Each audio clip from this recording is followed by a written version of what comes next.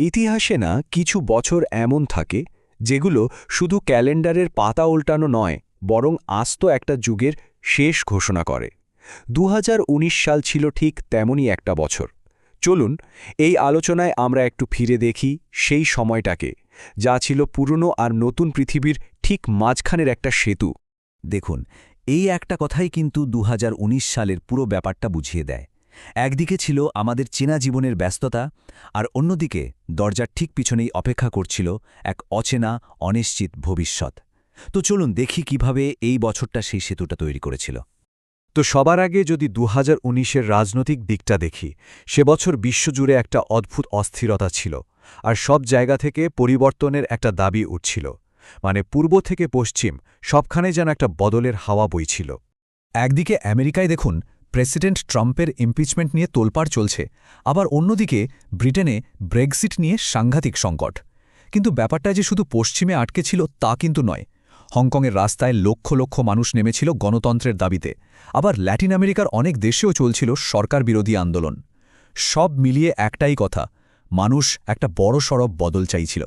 এই রাজনৈতিক অস্থিরতার পাশাপাশি ২০১৯-এ বিশ্বজুড়ে আরও একটা আন্দোলন কিন্তু অসংখ্য শক্তি পেয়েছিল, আর সেটা ছিল আমাদের এই গ্রহকে, এই পৃথিবীকে বাঁচানোর আন্দোলন। হ্যাঁ, গ্রেটা থুনবার্গ নামের এক কিশোরীর ডাকে শুরু হওয়া ফ্রাইডেজ ফর ফিউচার আন্দোলনটা সে বছর একদম অন্য লেভেলে চলে যায়। এটা শুধু একটা প্রতিবাদ ছিল না, এটা ছিল আসলে একটা গোটা প্রজন্মের জেগে ওঠার আওয়াজ। ভাবা যায়, লক্ষ লক্ষ স্কুল ছাত্রছাত্রী তাদের ক্লাসরুম ছেড়ে সোজা রাস্তায় নেমে এসেছিল। তাদের দাবি ছিল একটাই, আমাদের ভবিষ্যৎকে বাঁচাতে হবে। সত্যি বলতে এই আন্দোলনের যে বিশালতা তা ছিল ভাবনারও বাইরে। আর এর সবচেয়ে বড় ইম্প্যাক্ট ছিল এটাই, ক্লাইমেট চেঞ্জ বা জলবায়ু পরিবর্তন আর শুধু বিজ্ঞানীদের আলোচনার বিষয় থাকল না, এটা সাধারণ মানুষের ড্রয়িং রুমের চায়ের আড্ডার টপিক হয়ে উঠল। ২০১৯ সাল আমাদের চোখে আঙুল দিয়ে দেখিয়ে দিয়েছিল যে পরিবেশ সংকটটা কতটা বাস্তব। একদিকে যখন সমাজ আর রাজনীতি নিয়ে এত অস্থিরতা, তখন অন্যদিকে কিন্তু টেকনোলজি আর সায়েন্স দারুণ সব কাজ করে যাচ্ছিল।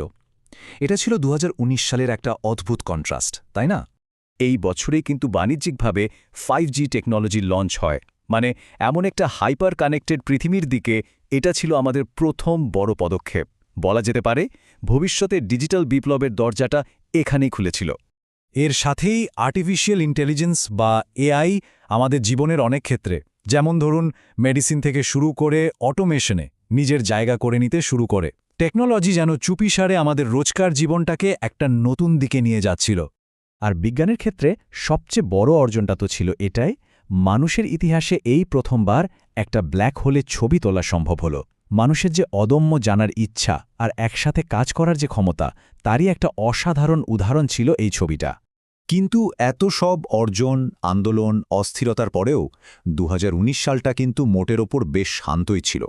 কিন্তু এই শান্তির চাদরের নিচে একটা বিশাল ঝড় দানা বাঁধছিল। মানে একটা প্রশ্ন তো আসেই, এই যে এত কিছু হচ্ছে, এর পর কি হতে চলেছে? পৃথিবীটা ঠিক কোন দিকে মোড় নিচ্ছে? উত্তরটা পাওয়া গেল বছরের একেবারে শেষে। ডিসেম্বর ২০১৯-এ চীনের উহান শহর থেকে একটা অচেনা ভাইরাসের খবর আসতে শুরু করল। বিশ্বাস করুন, তখন কেউই ভাবতেও পারেনি যে এই ছোট্ট একটা খবরই গোটা দুনিয়ার ইতিহাসটাই উল্টোপালট করে দেবে। এই যে কথাটা, ঝড়ের আগের শান্তি, এটা ২০১৯-এর জন্য যেন একদম পারফেক্ট। এটাই ছিল সেই শেষ বছর যখন আমরা মাস্ক ছাড়া শ্বাস নিতাম, যখন ইচ্ছে যেখানে খুশি যেতাম। ওই যে পুরনো নর্মাল জীবন, এটা ছিল তারই শেষ কয়েকটা দিন। তাহলে সব মিলিয়ে ২০১৯ সালকে কেন এত আলাদা একটা বছর বলা হয়? চলুন ব্যাপারটা আরেকটু তলিয়ে দেখি। আসল ব্যাপারটা হল ২০১৯ ছিল একটা ট্রানজিশন পিরিয়ড। একদিকে এটা পুরনো দশকটাকে বিদায় জানাচ্ছিল, আর অন্যদিকে আমরা নিজেরাও জানতাম না যে এটা আমাদের এক অ্যাবসোলুটলি নতুন বাস্তবতার জন্য তৈরি করছিল। এই লিস্টটা দেখলে হয়তো অনেকেরই পুরনো দিনের কথা মনে পড়ে যাবে। ভাবুন তো একবার, ওই হই হুল্লোড় করে সামাজিক অনুষ্ঠানে যাওয়া, যখন খুশি প্লেনে টিকিট কেটে বিদেশে ঘুরতে যাওয়া, এমন একটা পৃথিবী যা আজকের মতো এত ডিজিটাল ছিল না, আর সবাই মিলেমিশে চিন্তাভাবনা ছাড়া ঘোরার, সেটাই ছিল শেষ বছর। আজকে এই সব কিছুর কথাই কেমন অন্যরকম শোনায়, তাই না?